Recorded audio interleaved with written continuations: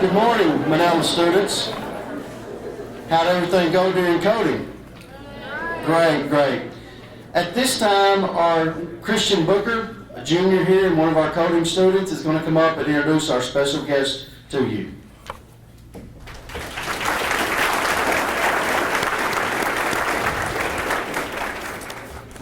Thank you, Mr. Manchester. As a spokesperson for the students of Manila High School, I am pleased to welcome everyone here today. We are privileged to have a special guest with us who understands the importance of computer science education in a community, a state, even a nation as a whole. Due to this understanding, Governor Hutchinson supported the legislation of computer science education to bring computer science courses to all schools in Arkansas.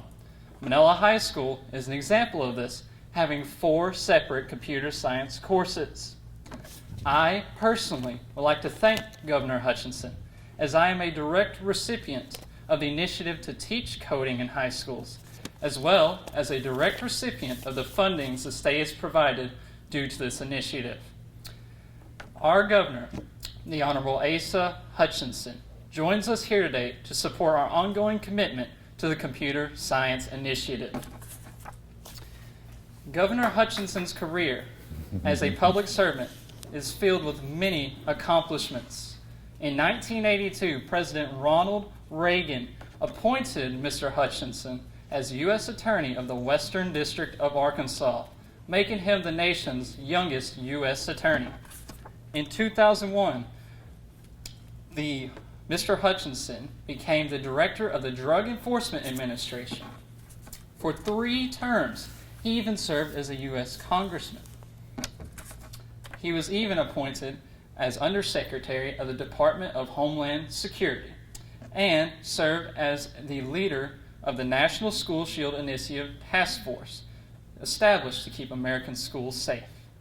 As the 46th governor of our state, he has come here to visit us today, and we thank him for that. Please join me in welcoming the Honorable Governor Asa Hutchinson.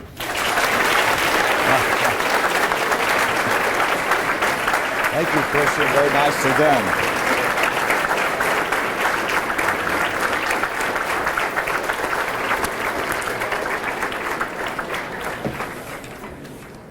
Thank you, Christian. And by the way, as I travel Arkansas, you ought to come and give that introduction everywhere. That's an outstanding introduction. And I was excited to be here a little bit earlier and go through some of the coding classes and see everyone participate. And you all are so far ahead of me. But I am here as governor of Arkansas to congratulate Manila High School and its leadership in computer science education. And also to congratulate the incredible students here of your interest, your participation in it. And I'm just thrilled with what you all are doing. And so to the principal, Mark, and to the superintendent, Pamela, thank you for your leadership on this, for opening up the school. And it's good to be back in Manila, because I was here earlier when we had the groundbreaking in a gym. I've never turned dirt over in a gym before, but I do remember that. And so it's good to be back in Manila. And this is my computer coding tour across Arkansas high schools. And so yesterday I was in Benton, I was in Bryant, today I'm in Manila. I'll be going to Jonesboro, I'll be going down to Texarkana, Spring Hill, and on about 9 or 10 schools I'll be covering, but Manila is one of those. And what I learn in every school I go to is something more from the students, some additions that we ought to do as a state, but I'm also more convinced than ever before as to the importance of what our initiative is doing for Arkansas and also can do for our state, for our nation, but just as importantly, what it can do for each of you individually. And I wanted to recognize Gerry Mccann. Did I say your name right, Gerry? Who I met a couple of years ago. After I first got elected, I was pushing the computer coding initiative, and she came and she says, I'm a French teacher, but I figure if I know French, it's just like any other language, I can learn coding. That's pretty much what you told me. And that was an inspiring story. And then to come here and see what you've done, Gerry, with your students and with all of the school. And Tanya, it was good to be in your class today. And thank you for your leadership as well. Give them a show of appreciation.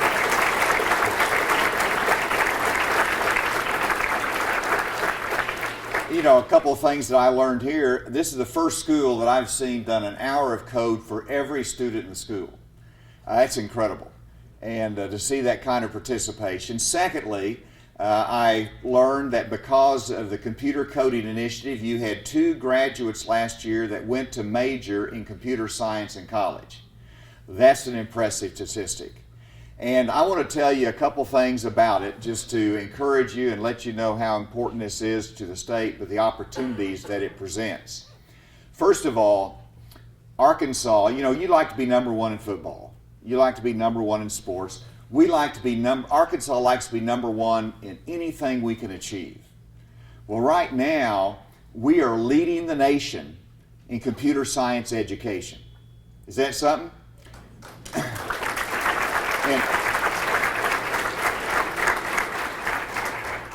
And we're leading it because of you and your participation in it, but also because we passed a law in Arkansas under my leadership that said we're going to be sure to offer and required to offer computer science coding in every high school in Arkansas. Not just in the large Fayetteville or Springdale or Bentonville, but also in the small schools of this state. And we offered it free of charge. Last year it was by an online, and of course as the teachers develop, more students take it. But as a result of that initiative, we have nearly 4,000 students across Arkansas taking computer science, many for the first time. And that is growing. My goal is to get it up to about 6,000. That would be 20% of our graduates, and I'm going to revise that goal and make that higher as soon as we achieve that. But I say we can do that in 4 years. We're probably going to do that in a couple years. So I'm really excited about the response of it. We're also leading because we said if you take computer coding, you're going to get a math or a science credit for it. If you take the essentials of computer programming, you will get a math or a science graduation credit for it. And so instead of taking Algebra 1, Algebra 2, Geometry, or Trig, you can substitute one of those with a computer science class. And so it gives you the option.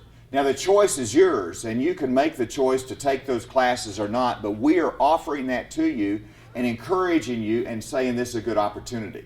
So as a result of that initiative, I got a call from Wired magazine out of New York. And they said, Governor Hutchinson, we just want to ask one question. And that is, why is Arkansas leading the nation in the first comprehensive computer science education program? I just sat back and absorbed the question. Who cares about my answer because we got asked and we're recognized for it. We're continuing to be recognized as a leader in coding education. And I want to compliment the legislators that are here, Senator Burnett and also Representative Wallace. Both, would you all stand and just be recognized? Give them a round of applause.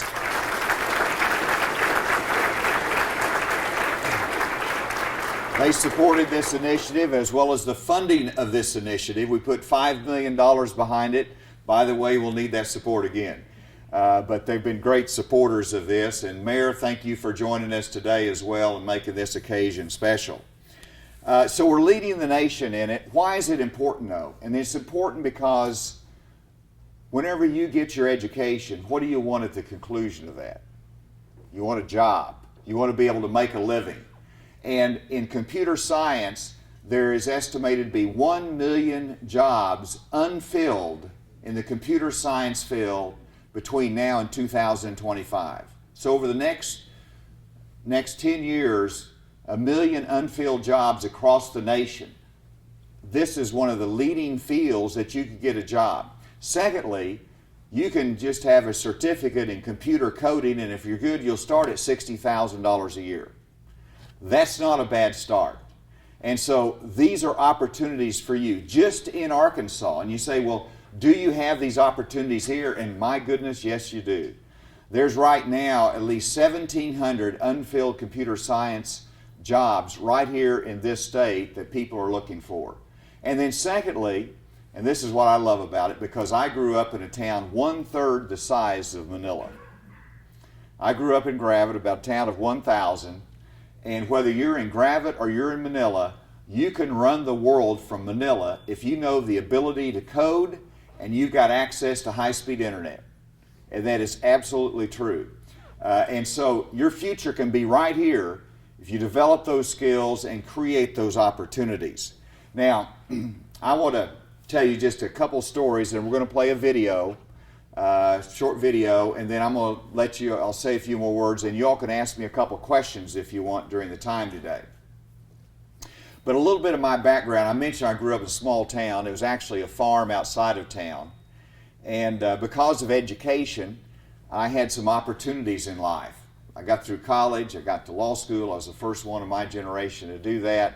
And so I, small town lawyer, practicing law, but I got involved in politics, ultimately got elected to the United States Congress, went to Washington, D.C. I was there in my third term, and President Bush asked me to leave Congress and go join his administration as head of the DEA. So I was in law enforcement. That was 1 month before the attack on America happened, the World Trade Center on 9/11.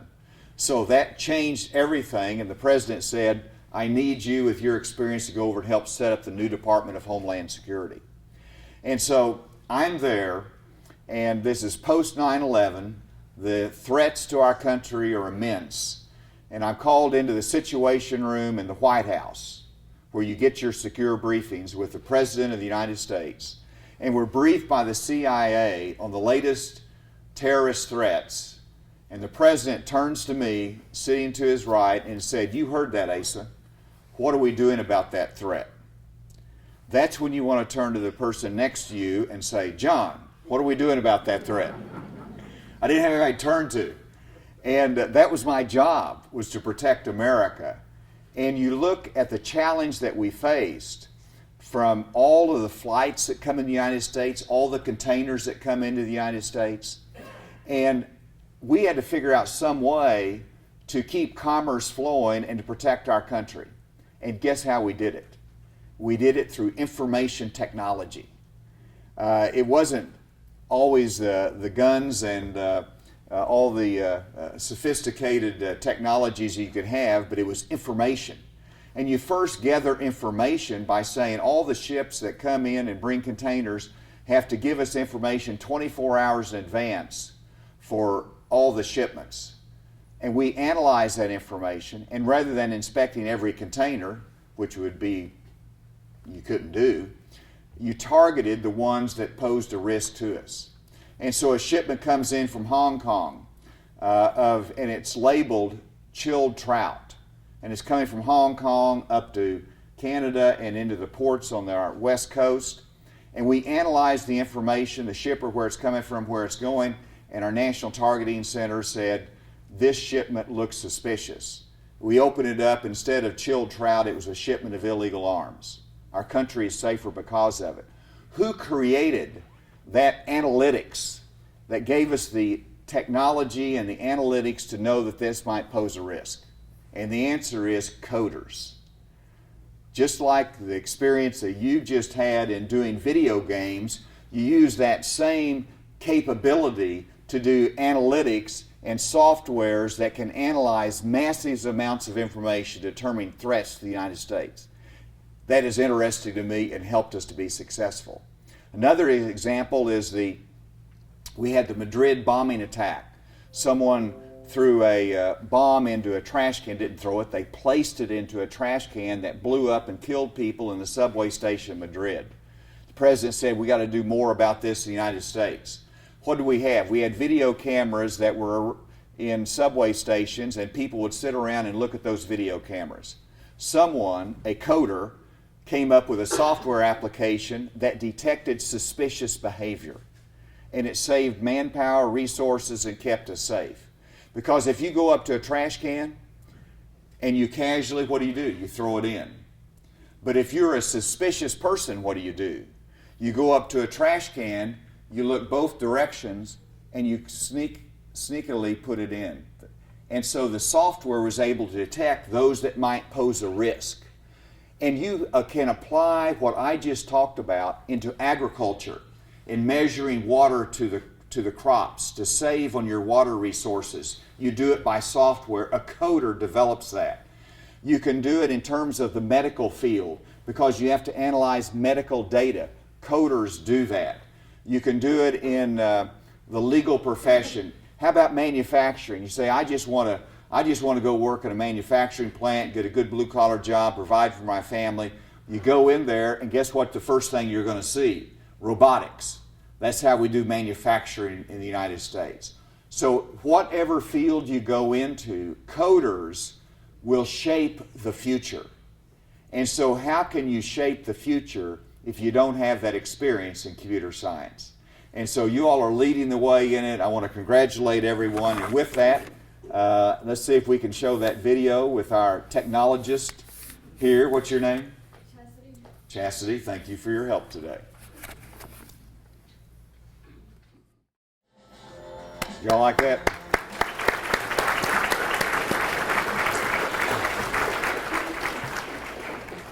Let me make one or two more points, and I'm going to turn it over for a couple of questions that you might have, so be thinking about that. What this means to Arkansas in terms of economics is that whenever we're producing the talent for these technology companies to locate in Arkansas, we're going to be able to keep them here, and we're going to build that technology environment in this state. And so that's building our talent through this coding program at our high schools and through our colleges, and the colleges are responding to it. But we're bringing, just last week, I announced a technology company from Boston, Massachusetts, located in Arkansas because we had the talent here. We've got Matova, that is a software applications company. They do applications for smartphones. They have expanded from Conway to Fayetteville.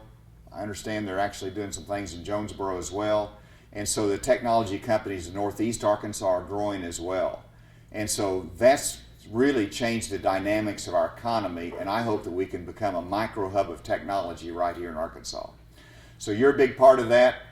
Thank you. You're a great audience and great students. I'm excited to be here in Manila. Thank you very much.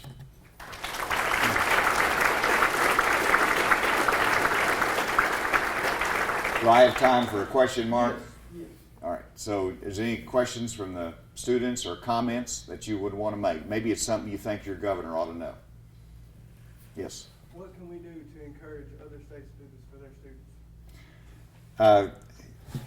Great question. And the question was, if you couldn't hear it, what can we do to encourage other states to do this? And they're catching on very quickly.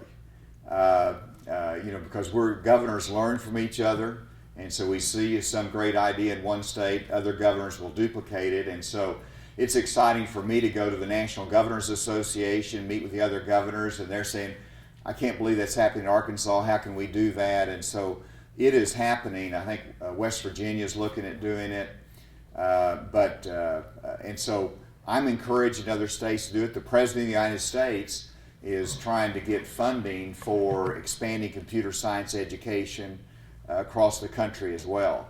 And so I know that other states are going to compete with us and whenever you see this great need.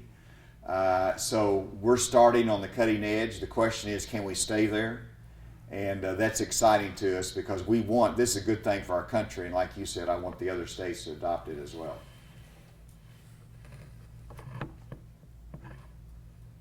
Yes? Will there be any events for girls in coding? Yes. And first of all, super question. The question is there any events for girls in coding? And we had at the mansion last year an event called Girls Can Code. And so it was all girls there and in the mansion. And so we probably had about 150 girls coding. And so that was an event we might be able to duplicate it this year. But also, I mentioned that we had nearly 4,000 students taking coding in Arkansas high schools. I think it was a 260% increase, but the larger increase, I think it was like 350% were girls. So girls are starting to increase their STEM education and their interest in coding as well. So it's exciting to see that, and there will be many opportunities. Are you taking coding? Good. One more question. Okay. Yes. What all colleges involved with coding? What colleges? I'm glad you asked that because I just talked to Shane Broadway at ASU and got a little briefing on some of the things that they're doing.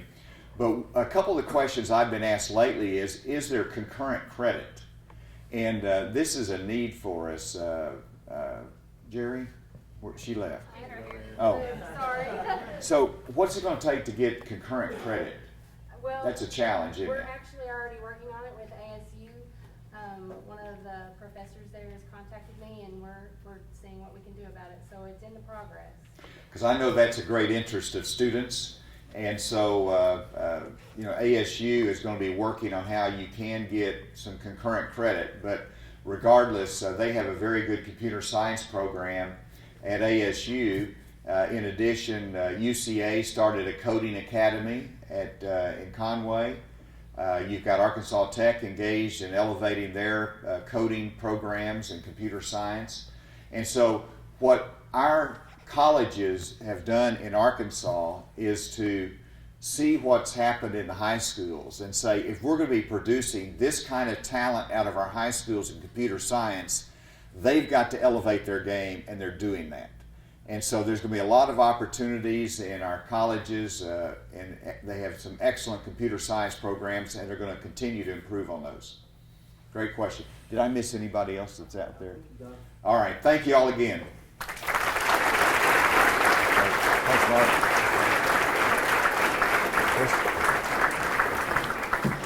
I want to thank the governor again for being here this morning. If y'all don't mind, let's give him one more real good round of applause.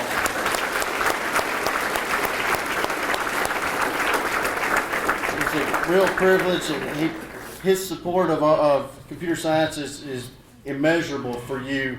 And I think if you listened closely in the video, there was one phrase that sticks out in my mind. One of them said, there are thousands and thousands of jobs that will go unfilled in these areas because someone isn't qualified for them. The governor told you could make $60,000 starting out. Ms. Castro, we didn't make that much on our first jobs, did we? So there you go, guys. Hey, it's a tad early, but you've been so good today that I'm going to let you go to lunch early. Hold on. We got one more thing to do. When Ms. McCann finishes, you can go to lunch after that. Okay, wait just a minute. Okay. I promise I'll be fast. But Governor Hutchinson, we appreciate you so much. And on behalf of Manila Public Schools, we'd like to give you a token of our appreciation. Wow. Thank you, Jerry. Thank you.